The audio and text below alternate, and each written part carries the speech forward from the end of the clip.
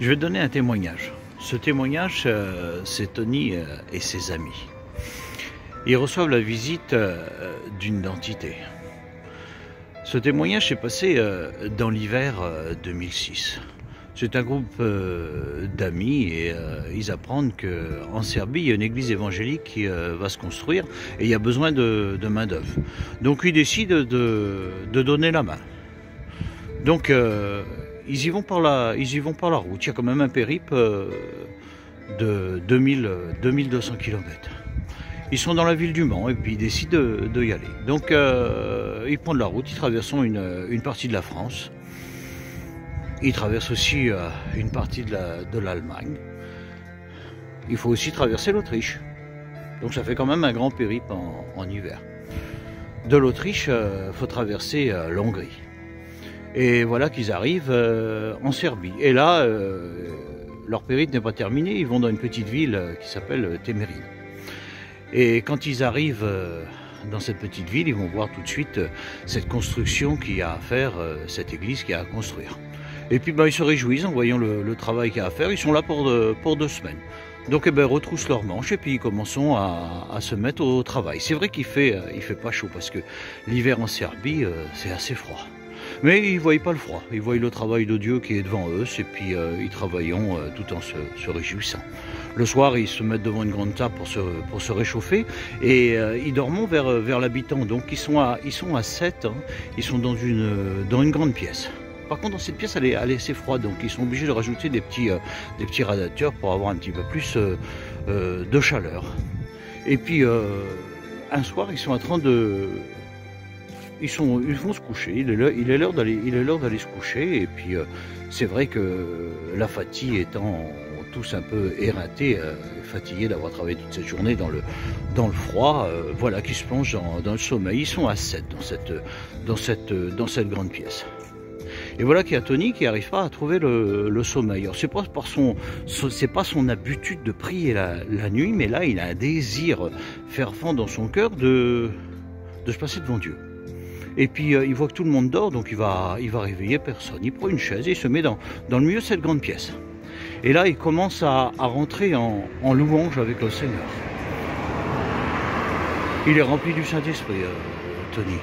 Et ça dure comme ça, pas loin d'1 heure à louer le Seigneur, parce que c'est vrai que quand on loue Dieu et qu'on a sa présence, on n'a plus tellement de notion du temps. Et d'un seul coup, il y a une présence qui arrive. Une présence qui n'est pas désirée.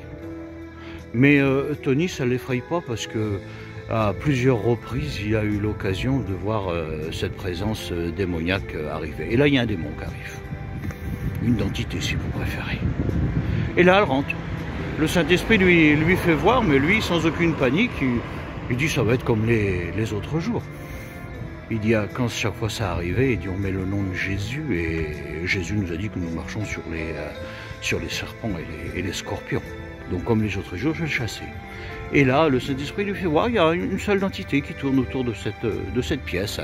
Et quand il tourne dans cette pièce, qu'est-ce que Tony fait? Comme à son habitude, il est rempli du Saint-Esprit.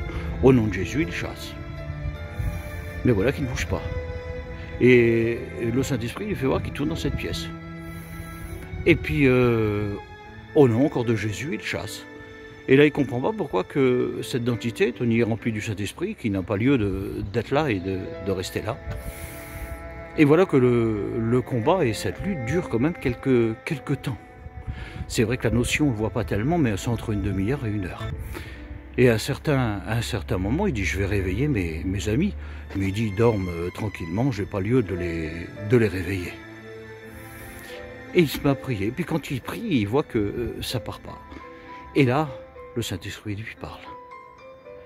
Il lui dit, quand tu es seul, qu'un démon vient, tu as le pouvoir, en travers le nom de Jésus, de le chasser. Mais là, tu n'es pas seul. Tu as tes frères qui sont avec toi. Et là, c'est vrai que Tony, à ce moment-là, tourne le regard et s'aperçoit qu'il a ses frères qui sont autour de lui. Et là, le message, il l'a très très bien compris. Donc il se lève et il va voir un frère qui dort comme les autres d'ailleurs.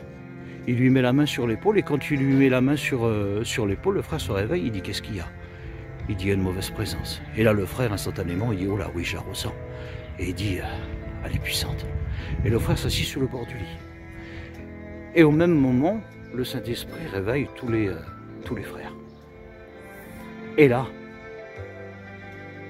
tous les frères se mettent à prier. Et là, devant la présence de Jésus, en travers son nom, le démon sort de cette pièce. Mais le démon devait être en colère. Parce qu'au long de cette pièce-là, il y a un stère de bois. C'était en plein cœur de la nuit. Le stère de bois, il a volé en éclats. Mais pas seulement. Dans cette petite ville-là, il y avait les chiens qui ne jappaient pas. Et là, tous les chiens, au même moment, sont mis à hurler la mort. Ça a été un long moment de discussion et de réjouissance. Et nous avons repris notre activité pour le Seigneur. Alors si je te donne ce témoignage-là, c'est pour glorifier Dieu et glorifier rien que lui, parce que toute la gloire est à lui. Amen.